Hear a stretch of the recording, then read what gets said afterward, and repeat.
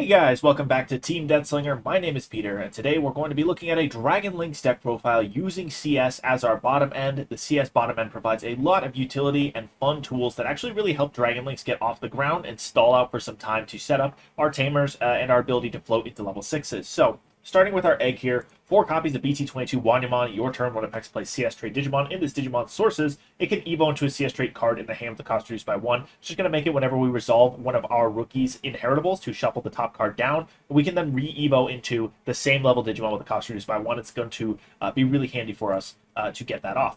For our rookies, 4 copies of BT22 Hagurumon. Your turn once per turn when effects place Digimon cards to the CS trait in this Digimon's Digivolution cards. One of your opponent's Digimon gets minus 3k for the turn. That is a really significant amount, by the way. Does clear off any floodgates off the board, and if you resolve this more than once, you can actually get some meaningful removal down on the board. The inheritable is the same for every CS rookie. You can place a CS trait Digimon's top stack card as its bottom source to draw 1. That is the lifeblood of our ability to shuffle sources down and get a lot of utility out of our bottom end.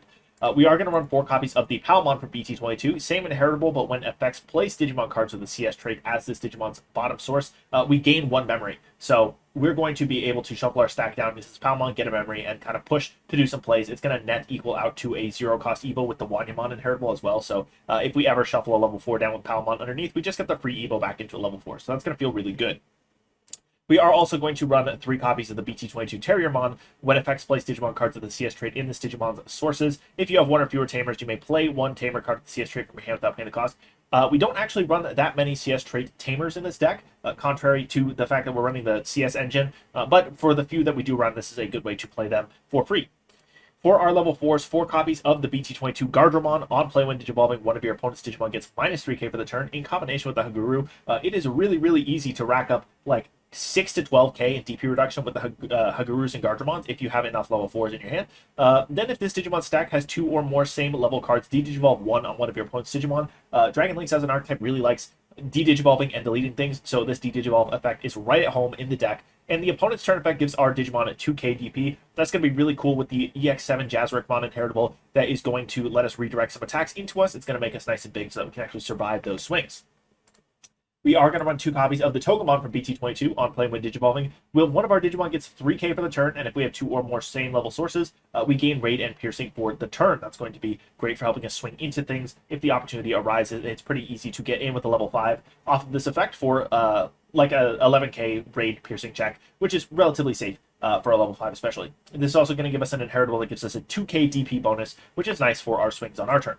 Our other level 4 choice here is 4 copies of the GoldNumemon from BT22. On play when Digivolving, give one of your opponent's Digimon security attack -2 until their turn ends. And then if this Digimon stack has 2 or more same level cards, this Digimon may evo into a Platinum Numemon in the hand for a cost of 4, ignoring Digivolution requirements. That won't happen, but giving security attack -2 is really clutch. Again, we do need a little bit of time to get things set up and get the ball rolling. So security attack -2 in combination with the Digivolve 1 on Guardromon is just a really great tool set for us to make it to the point in the game where our stacks are really impactful and we're doing the Dragon Linkz thing. The inheritable here also says when this Digimon would Digivolve into a Digimon card with the CS trait, reduce the cost by 1. That will not come up because that has to be a level 5 for that to resolve. Our top end is all Dragon Linkz cards. We don't have any CS level 6 to evo into, so unfortunately that will not help us.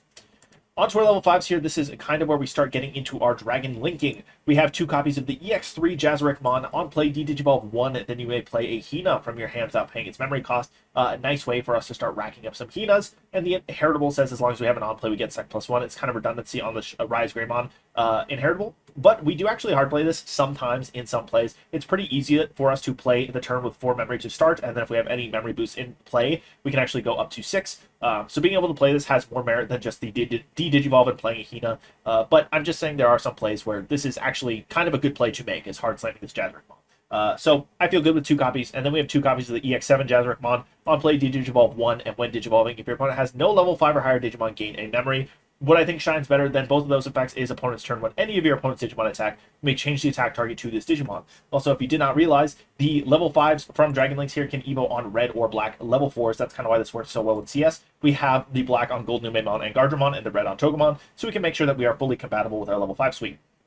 We are also going to run 4 copies of the BT22 RizeGreymon, has Raid, has when digivolving, if you have 1 or fewer tamers from your hand and without paying the cost, play a red or black tamer card with play cost 4 or less, or 1 tamer with the CS trait. More often than not, this is going to whiff, but if it does hit, we're going to play our single CS tamer in this deck. We also get the security attack +1 inheritable. The Raid feels really nice with the Togemon, so this is my CS Digimon of choice. This is also the only CS level 5 we have that is both black and red, so we can go on top of it with our Volcanicdramon and our Metallicdramon, so that's why we're at 4 copies on this card.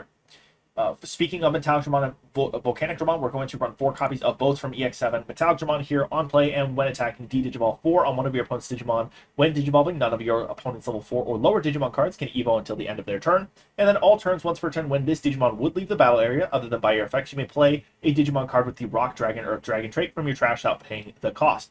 So we're going to be able to float into a Volcanicdramon in the trash when this leaves the battlefield. We are going to run 4 copies of the Volcanicdramon, has on play when attacking, delete one of your opponent's Digimon with the lowest DP, and then when Digivolving, your opponent can't play or move Digimon with 6k DP or less until end of turn. All turns when this Digimon would leave, you can basically play a Metallicdramon from the hand without paying the cost. So they float into each other. This one goes into the Metallicdramon in hand. This Metallic goes into Volcanic in the trash.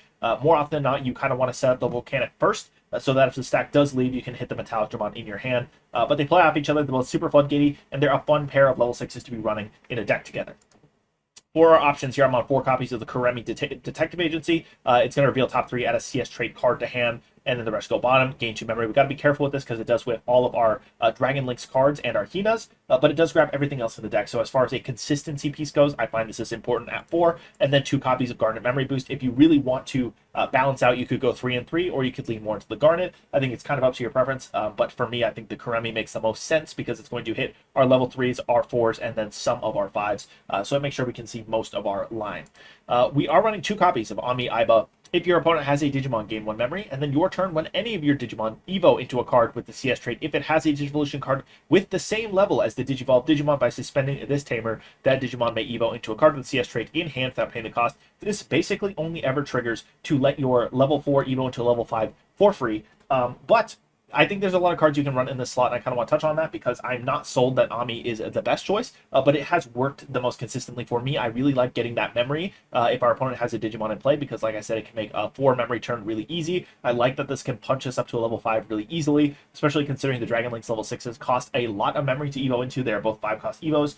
You could run Mirai in this slot to enhance your draw power and make sure you can actually find your cards, but you will be hurting for some bottom deck targets with the Tamer. I think it's also definitely a viable play to change your rookie base a little bit, get some Agumons and Gabumons, and then run the Nokia, because that synergizes a little bit well with the effect on Hina, the memory setter as well, which will let you Evo a level 4 into a Dragon Linkz card when a Dragon Linkz card is played. So if you float, having the extra body of Nokia is a perfectly valid way to take advantage of that effect. I didn't like the lack of consistency in the rookie base when we lose the inheritable that lets us shuffle things down. But I think if you're going to fiddle around with Tamers in this deck, this is the slot that you would be playing with. I think Ami is the safest choice, but there's definitely some room for customization here and for some limit testing. I'm definitely interested in pushing in the direction, too, of going Nokia with the Agumon bottom end, and then using that DNA effect to get into something like Ragnarlordmon. I think that could be really cool. But for this profile, we're not doing it. We are on 2 copies of the EX3 Hina. Start of your turn, if your opponent has a Digimon in play, gain a memory, and then when one of our Digimon Evos into a Dragon Linkz card, we can suspend this Tamer to get the on-play effect, which is going to be great. We can get our on-play on this Jazarich to get more Hinas and D-Digivolve. We can D-Digivolve with this Jazarich, but more often than not, that's not super impactful because we're going to get into a Metallicdramon, which D-Digivolves 4 on something, or a Volcanicdramon, which is going to delete something with the lowest DP. So this is just a nice way to make sure we can get those on-play effects. Then I'm on 3 copies of the Promo Hina. It is a memory setter, which I think is really, really important in this deck. That's why I'm on 3 copies of it. And then when any of our Digimon with the Rock Dragon, Machine Dragon trait are played by suspending this Tamer, one of our level 4 or higher Digimon may Evo into a card with the Rock, Earth, or Machine or Sky Dragon trait with the cost reduced by 2. So basically, if we float into something off of one of these effects and we have another stack on the board that is a level 4, it can Evo into a Dragon Linkz level 5, which is really cool because it does not specify that it has to be a level 4 with that trait. It is just a level 4 that Evos into one of these Digimon with that trait. So we can go from our CS level 4s into our Jazarichmon level 5, or from a Jazarichmon level 5 into another level 6 as well. So we just get bonus value off of this by having this in play when we float into a body. So it's a really good tamer for Dragon Linkz, obviously, as it was designed for. So that is what we are doing with Dragon Linkz in BT22. Let me know what you guys think in the comments down below. What are you doing with Dragon Linkz? Are you playing it with CS? Are you just going pure tribal? Have you even bothered to look at Dragon Linkz? I know a lot of people were disappointed with how this deck plays, but I would love to hear about it in the comments down below. Thank you guys for watching. Have a great day. Thank you to our channel members for supporting this channel. It's people like Langlong, Big Z11, Coffee Deus, and DigiDane who make videos like this possible.